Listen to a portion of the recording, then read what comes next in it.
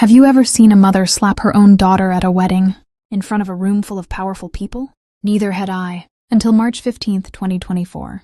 My sister's black tie wedding at Boston's Fairmont Copley Plaza, with nearly 200 guests watching. Judges, lawyers, old money families, the kind of crowd my mother spent her entire life trying to impress. And right there, under crystal chandeliers, my mother did something unreal. She dragged me on stage, handed me a thick stack of legal papers, and smiled into a microphone like this was a sweet family tradition. Then she announced to everyone that I would be gifting my sister, my grandmother's $2 million Seaport penthouse, as a wedding present. I said no, and my mother's palm hit my face so hard my earring flew across the marble floor. That was the moment they expected me to break. Cry, apologize, sign the papers like I always had. Instead, I picked up my earring, walked out, and made one phone call. 1 hour later, my grandmother walked into that wedding reception with her attorney, and proof my mother had been hiding for 3 years. And when my mother realized the woman she told everyone was senile was standing there, sharp, calm, and prepared, she started screaming like her life was on fire. Before I continue, like and subscribe, but only if you've ever been pressured to sacrifice your peace just to keep other people comfortable. Now let me take you back 3 years to where all of this really began. March 2021, the call that started everything. It was a Tuesday evening. I was in my tiny studio apartment in Somerville, eating leftover pad thai, reviewing kitchen renovation plans for a client. Normal life, normal stress. Then my phone lit up. Grandma Eleanor Harrison. My grandmother wasn't the warm cookie type. She was a retired Harvard law professor, 31 years, sharp as a blade, not dramatic, never sentimental. So when she said, "Paige, I need you to listen carefully," I sat up straight without even thinking. She told me she was updating her will, and she was leaving me her penthouse at 150 Seaport Boulevard, the one she bought in 2015 for around $1.8 million, now valued at over $2 million. I actually went quiet, not because I didn't want it, but because I didn't understand. "Why me?" I asked. Her answer was so simple it almost hurt. "Because you're the only one who shows up." She reminded me.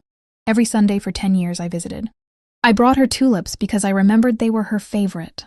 I stayed even when she had nothing exciting to say. Meanwhile, my mother sent Christmas cards, and my sister sent nothing at all. Then Grandma said, "My attorney, Marcus Webb, will finalize everything next month." She paused, then added something that felt like a warning. "Your mother will not take this well." At the time, I thought that meant she'd be upset. I had no idea it meant she would declare war. By April, my mother called what she described as a family conversation at her Beacon Hill home, the one that looks like a museum and costs more than most people will earn in a lifetime. When I walked into that living room, I immediately felt it. They were positioned like a courtroom scene.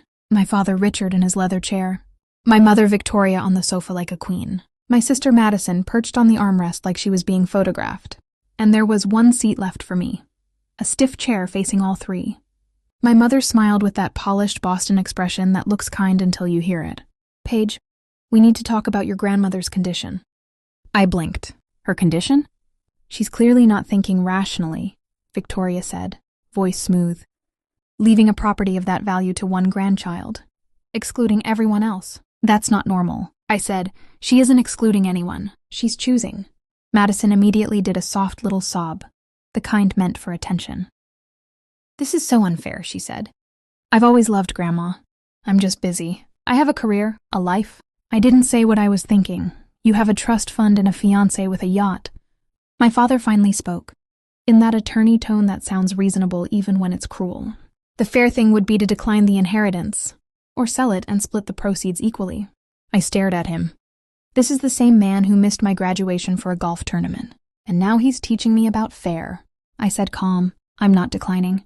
I'm not selling. Grandma made her decision. If you don't like it, talk to her." That's when my mother's smile dropped completely. Her voice changed. "Then you should prepare," she said, "for what happens when you choose selfishness." 2020-23, the punishment phase. The consequences weren't loud at first. They were quiet, and that made them worse. By summer, I was removed from family group chats. I wasn't told about Madison's engagement party, and I found out on Instagram like a stranger. When I asked my mother why, she said, "Oh, we assumed you wouldn't want to come. You've been busy with your little decorating thing." My little decorating thing was a licensed interior design studio with 12 active clients. But to Victoria Harrison, if it wasn't law school or marrying rich, it wasn't real. Then came the rumors. My mother started telling people I manipulated my grandmother, that I isolated her, that I was exploiting an elderly woman for money, and I didn't defend myself publicly. I thought silence would make it stop. I didn't understand. Silence wasn't protecting me. Silence was what she was counting on. Around that time, Grandma moved into Brookhaven Senior, living in Wellesley, a luxury facility that costs as much as some mortgages. She told me she wanted peace, but sometimes when I visited, I caught something in her eyes. A flicker of fear. Once I asked her, "Did something happen with Mom?" She stared out the window for a long time, then said, "Some things are safer left quiet. For now." I accepted it. I shouldn't have. December 2023, the invitation. In December, I got an envelope. Heavy paper, fancy calligraphy. Madison's wedding invitation. March 15th, 2024, Fairmont. Copley Plaza, black tie. I stared at it for a full minute. After years of treating me like a ghost, they wanted me there. That same night, my phone rang. Victoria. Her voice sounded warm, almost motherly. "Did you receive Madison's invitation?" I said yes. She said, "Wonderful. This wedding can be healing. A chance for our family to look united again." Then the warmth vanished, replaced by the real reason she called. And Paige, it's also the perfect time to revisit the penthouse. She explained it like it was logical. Madison and Tyler needed a proper home. The Caldwell family had status. They would be entertaining. They needed something that reflected their future. I said, "Then Tyler's family can buy them a place." Victoria went ice cold. "I expect you to think carefully," she said, "and I expect you to make the right choice." She hung up, and I sat there knowing exactly what this was. The wedding wasn't reconciliation. It was a trap with witnesses. 1 week before the wedding, Grandma's warning. A week before the wedding, Grandma called me early in the morning. Her voice had urgency I'd rarely heard. "If something happens at that wedding," she said, "call Marcus Webb immediately." She gave me his number and made me repeat it. I asked, "Grandma, what's going to happen?" She said, calm but deadly, "Your mother thinks I don't know what she's planning." Then she said the line that stayed in my bones. "I practiced law before your mother learned to lie." She told me Marcus had documents ready. "And Paige," she said softly, "whatever happens, I love you." Then she hung up. I saved Marcus's number and sat there with shaking hands, not fully understanding why I was suddenly terrified. I understood soon enough. The Fairmont looked like a monument to old money. Inside, the ballroom glittered. White orchids, crystal chandeliers, jazz band, servers in black ties. The guest list was basically my mother's personal trophy case. I wore a navy dress, elegant, not flashy. I chose it carefully, because I knew no matter what I wore, it would be judged. My father greeted me like a stranger. "Glad you came," he said. And then nothing. We had nothing to say. 32 years and silence filled all of it. Madison arrived looking perfect. Hugged me without really hugging me. Then she leaned in and asked, "Did you bring the paperwork?" I blinked. "What paperwork?" She smiled like it was obvious. "Mom said you'd sign today. The penthouse transfer.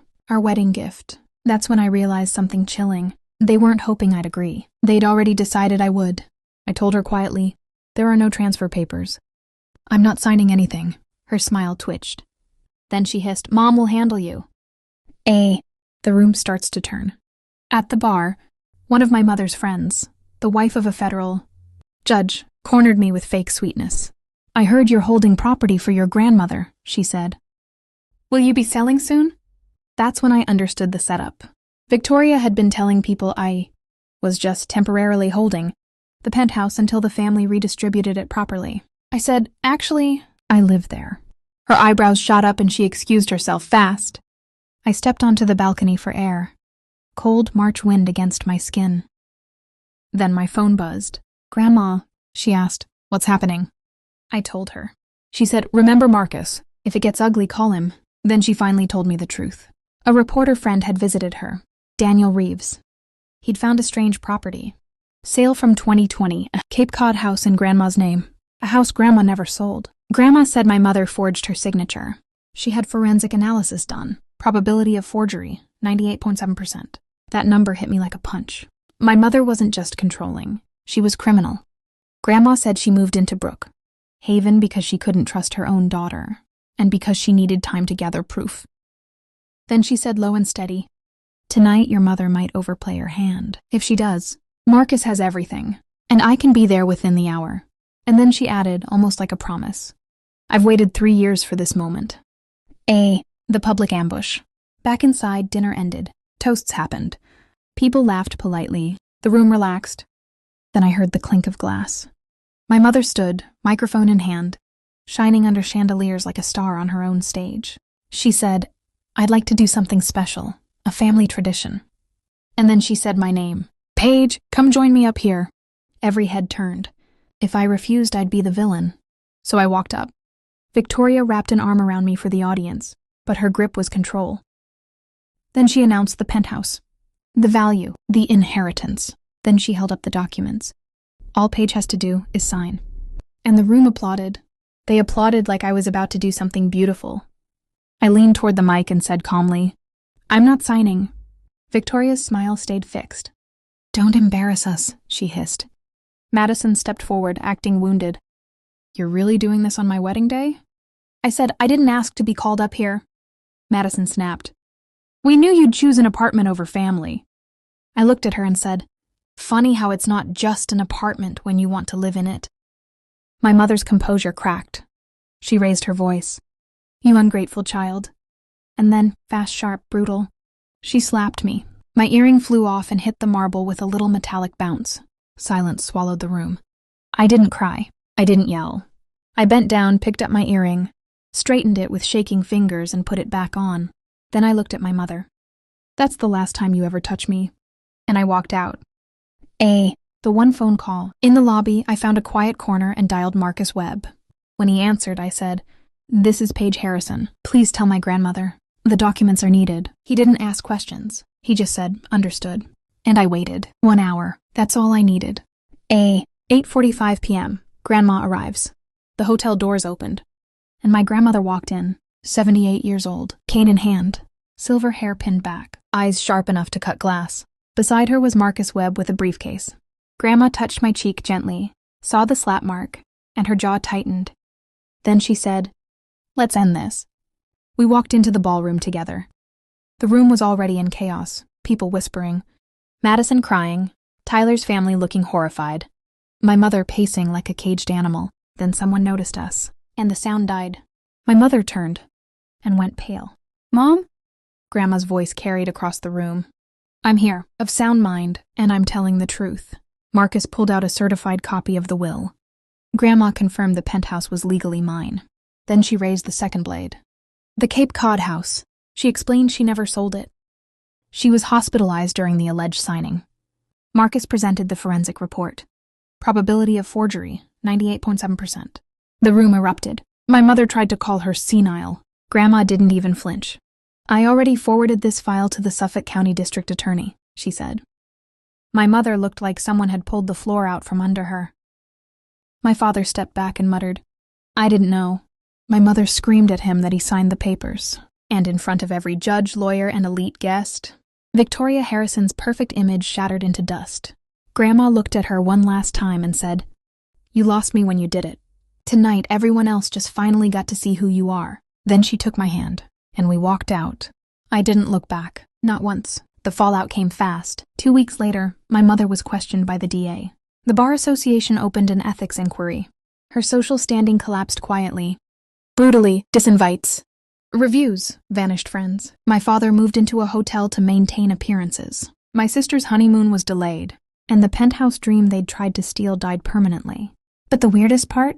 People who had believed the rumors started contacting me. Not for apologies. For business, a law firm renovation, a big budget, referrals. Because in that room of powerful people, they didn't just see my mother exposed. They saw me stand still under pressure and not surrender. By June 2024, I was sitting on the penthouse balcony watching the sunset over the harbor. And my grandmother was beside me. Every Sunday, I picked her up from Brookhaven, and we talked about boundaries, about regret, about truth. I started therapy. I started rebuilding a life that wasn't controlled by fear. And I learned something I'll never forget. Love without respect isn't love. It's just habit. So if you're watching this and you've been told you're selfish for saying no, if you've been trained to shrink so others can feel powerful, listen to me. You're allowed to protect your peace. You're allowed to keep what's yours. And you're allowed to walk away from people who only love you when you're obedient. Thanks for staying until the end. If this hit close to home, drop a comment. I read them. And subscribe if you want more stories about boundaries, family, and rebuilding your life one honest choice at a time. Take care of yourself. I'll see you soon.